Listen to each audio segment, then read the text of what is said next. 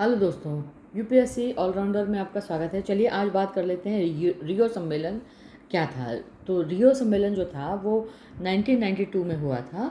रियो सम्मेलन, जिसे पृथ्वी सम्मेलन यानी अर्थ समिट भी कहा जाता है, ये United Nations conference of environment and development के नाम से भी जाना जाता है। ये 3 जून को से 14 जून तक 1992 को रियो डी जेनेरो ब्राज़ील में आयोजित हुआ था।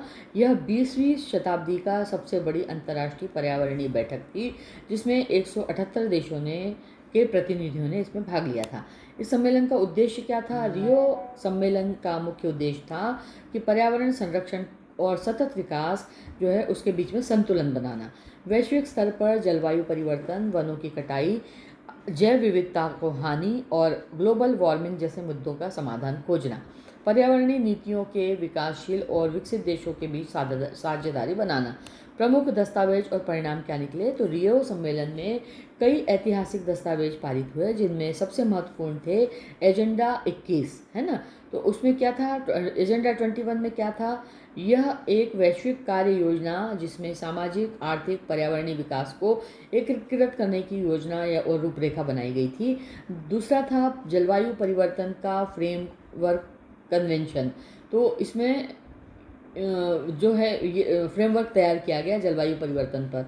इसके यह संधि भविष्य में जलवायु परिवर्तन से निपटने के लिए की गई थी, जिससे बाद में क्योटो प्रोटोकॉल 1997 और पेरिस समझौता 2015 में जैसे समझौते बने। जैव विविधता कन्वेंशन, ठीक है, यह संधि जैव विविधता की रक्षा, उसके टिकाऊ उपयोग और जो जैव संसाधन हैं उनके लाभों को समान रूप से बांटने पर आधारित थी। वनों के और चौथा था वनों का सिद्धांत और कथन, ठीक है। इसमें वनों के संरक्षण और प्रबंधन के लिए मार्गदर्शन का सिद्धांत था। फिर रियो घोषणा पत्र था पांचवा, पर्यावरण और विकास से संबंधित 27 सिद्धांतों का संकलन इसमें किया गया। सतत विकास की अवधारणा को मजबूत बनाने के लिए उसमें प्रस्तुति दी गई। अब इसके महत्व और प्रभाव क्या हैं? तो रियो सम्मेलन ने सतत विकास को वैश्विक चर्चा का केंद्र बनाया। इससे सरकारों को पर्यावरण नियमों और नीतियों को पुनर्निर्धारित करने के लिए उसने प्रेरित किया। जलवायु परिवर्तन, प्रदूषण नियंत्रण और हरित प्रौद्योगिकी के क्षेत्र में संयुक्त राष्ट्र की भूमिका को सुदृढ़ किया। साथ साथ में इसमें भारत की भूमिका, तो भारत ने रियो सम्मेलन में सक्रिय भागीदारी की। भारत ने यह स्पष्ट किया कि विकसित देशों की ऐतिहासिक जिम्मेदारी अधिक है, विकासशील देशों को विकास करने का अधिकार है, लेकिन पर्यावरणीय जिम्मेदारी के साथ में।